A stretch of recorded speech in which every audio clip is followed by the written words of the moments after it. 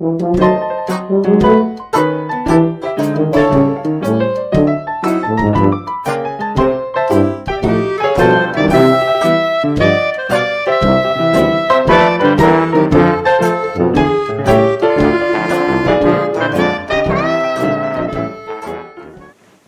everybody, it's Grandmama again.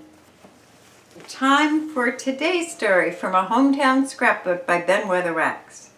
Tonight's story, Schafer Brothers, story number 2. Hello there. We told you last night of the migration of John Schafer and his wife Anna and their children to the Satsop Valley back in 1870. And of the 3 sons, Peter, Albert, and Herbert, who began the logging and the timber business on their claim in the early 1890s to lay the foundation for one of Grays Harbor's largest industrial firms. We followed the Schafer brothers' operation from their bull team logging of the early 1890s through their donkey operation with the little 9x10 loader that they paid for with butter and eggs, and Herbert's hard work in the machine shop in Seattle. And we told you something of their problems, the log jam, shortage of capital, and low water. We also told you of their mother, the determined, efficient, dominating German woman who wrote the rules under which their partnership operated. Tonight we find the part in our Hometow Scrapbook that tells of their first railroad logging, how they entered the sawmill business, weathered the Depression, and laid the foundation for today's wide operation. But first, as is our custom, let's have a few words from Dick Crombie and our sponsors.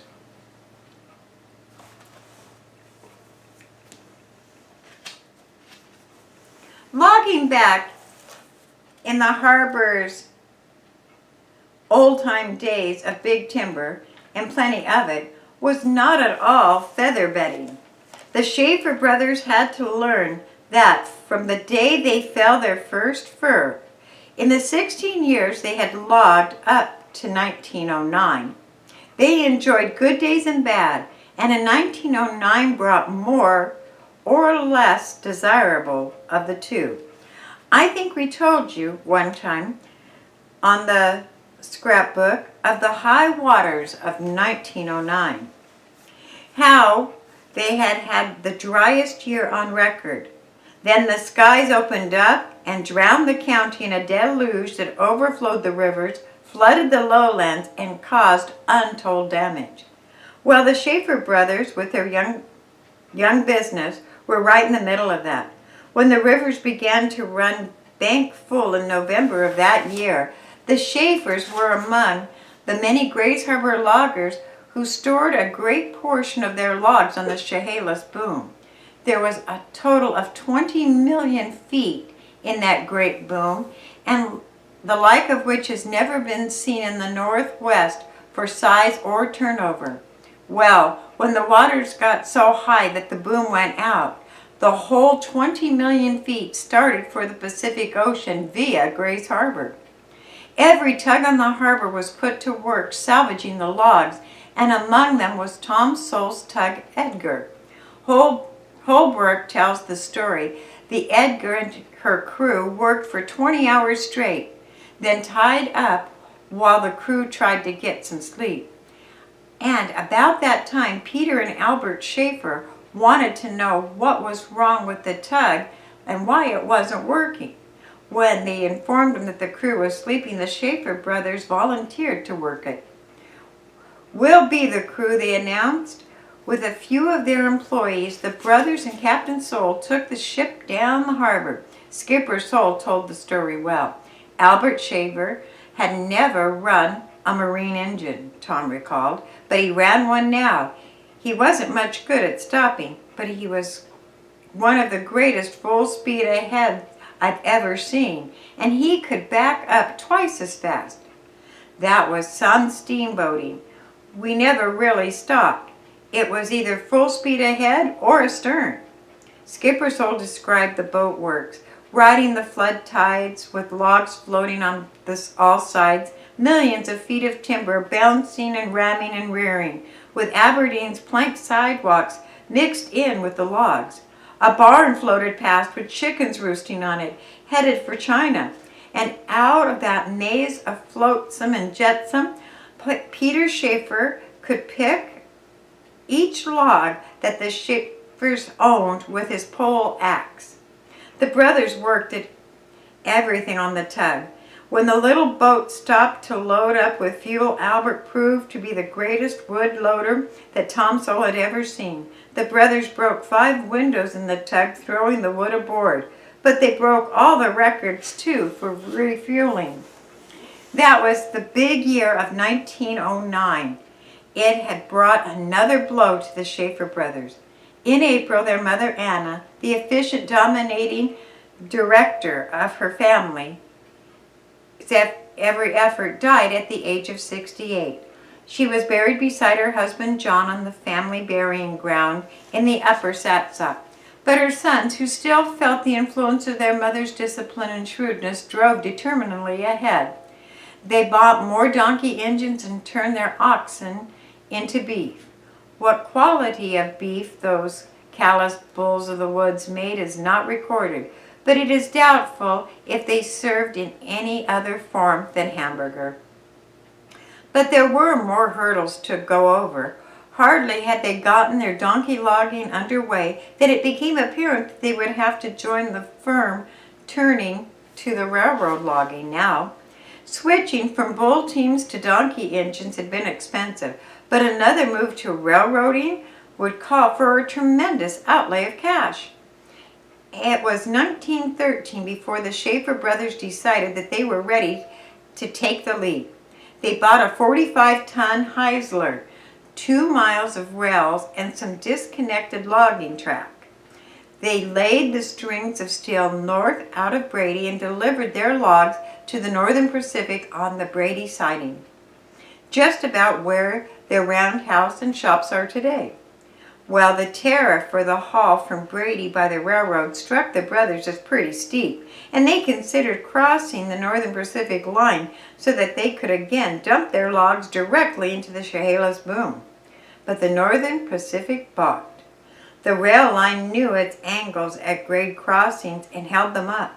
Finally, the brothers bought a portable sawmill, set it up in Brady, and cut the timbers to build a long, high overpass across the Northern Pacific tracks. You'll remember that, you old-timers. The highway ran under it there at Brady, and they laid their own rails on the banks of the Chehalis. Holbrook records one of the best stories of the Schafers' early railroading, the story of Scotty Meadows, and we'll tell you that yarn some other evening. For now, let's just say that the Schafer brothers learned their railroading the hard way, by cut and try methods. But they made it work, and they had everything else they worked hard at, and they made it work. The year that they had started railroading was a poor year for lumber. So was the following. But in 1915, the World War sweeping over Europe, the lumber market began to pick up. The speed in the woods was stepping up, and now came the highlight. Donkey loading had progressed from the manhandling lines to the line of horse to haulback, but all of it had to be dragged from the logs over the ground, rooting up the earth, getting them caught on stumps and snags. Now, they moved the ground lead up to the air. It proved the easy, inexpensive way to log. A spar tree began to appear in the Schafer show. The high lead was followed by the skyline, and new loading methods were appearing, such as the McLean boom and deluxe method. But the brothers had incorporated now, and by playing it close, they managed to spread their capital to cover the constant improvements. They ran their show at full throttle during the war years in 1917 and 1918, slowed down at times only by the wobbly activities that threatened at times to tie up their entire Northwest lumber industry. And by the end of the war, they were ready for another venture. It was sawmilling. Until 1919, the brothers hadn't even shown an interest in sawmilling except for the portable operation at Brady. Now they acquired a pair of mills in Montesano that were tottering on the verge of financial failure. One was a shingle mill, the other the Old Fur Products Company. The latter became Schafer's Mill Number 1. In 1922, another bankrupt sawmill turned up in South Montesano. It was acquired as Number 2. And in 1925, they took on Mill Number 4 in Aberdeen. The pessimists told each other that the Schafer brothers were taking on too much, but they kept on going. In June 1925, their crew hung up a record for Douglas fir logging, which they led out of 104 carloads, scaling 875,000 feet. It was nearly twice the timber that the Schafer brothers had yarded to the banks of the Satsop during the first year of operation in 1893. Meanwhile, the brothers were expanding their holdings. They brought up the Chehalis County Logging and Timber Company Railroad from the old Grays Harbor Commercial Company. They acquired the timber and land of the Wynoochee Timber Company. In 1927, they purchased the timber, lumber, and equipment from the National Lumber Manufacturing Company. They added the Doty Lumber and Shingle Company holdings and a block of timber from Markham and Calwo. And they took time out to remember the pioneer mother and father that had chosen the Satsop Valley as their home in 1870. It was in 1922. All camps and mills were shut down and all employees and officials were taken up the Satsop Valley to the old homestead. At a ceremony attended by state dignitaries, the brothers presented 40 acres of old-growth timber to the state to be known as Schafer's Park. It was dedicated to the memory of John and Anna Schafer. The Depression years, beginning in 1929, slowed the brothers' pace. There were times, Albert recalled, when they got up in the morning wondering how they would meet the payroll that night. There were months when no Schafers drew a penny of salary, but the payrolls were met. It took a lot of scratching, Peter recalled, but right in the middle of the darkest years, they decided to expand again. They set out to provide some water transportation of their own. At the U.S. Marshal Scale in San Francisco, Peter and Albert bought a still shallow draft vessel and rechristened it Herbert Schafer in memory of the brother who died in September 1931. Herbert had been the boss of the woods, and now young John, Pete's eldest son, assumed the post. Now the youngsters were moving in to take up the load. Francis, a son of Herbert, went into the woods. Pete's other two sons took over, Carl in the sawmill and Ed as sales manager. Gerald became involved in the management of the firm's land. Maurice took over the shipping. At the peak of their operation, the Schafers were running one of the largest logging and milling concerns in the Pacific Northwest. There were 6 camps sending timber in from the woods, 5 sawmills cutting, 3 ships and a fleet of tugs, and more than 100 miles of railroad. 3,000 employees punched the time clock at the many operations. And then, in 1943, Albert and Pete played host at a banquet to observe 50 years of logging. Guest of honor was Uncle Ben Kesterson, who had helped build their first skid back in 1893. We're going to interrupt here to let Dick Crombie have a few words from our sponsor. Well, that's pretty much the story of the Schafer brothers. They started with their hands and strong backs and the advice of their mother. Never borrow anything. Always pay for what you can get now. They logged the Big Tree Country, the biggest big fir country on the face of the earth, from bull teams to skylines, and nothing ever stopped them. No problem too tough, no obstacle too great. As Holbrook observes, stories of industrial leaders are usually filled with eulogies of such things. And to avoid the advice to complete the story of the Schafer brothers, so do we shun it. No one who knows people is taken in with a lot of high-sounding adjectives. The Schafer brothers never use them.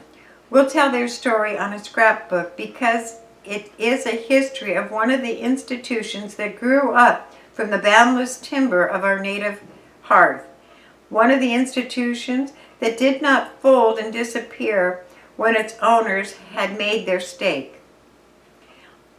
On the contrary, it stayed and grew stronger, and today provides jobs, payroll, and work for many families who make our towns and communities. The brothers are now gone, but the grandsons of the German language professor who staked the claim in the Satsap in 1870 have gone in for farming. Today they are logging in the Olympics, and while they are cutting the big ones there, they are growing trees for tomorrow and tomorrow's payroll on 30,000 acres of logged off land that they bought just to grow trees for future use.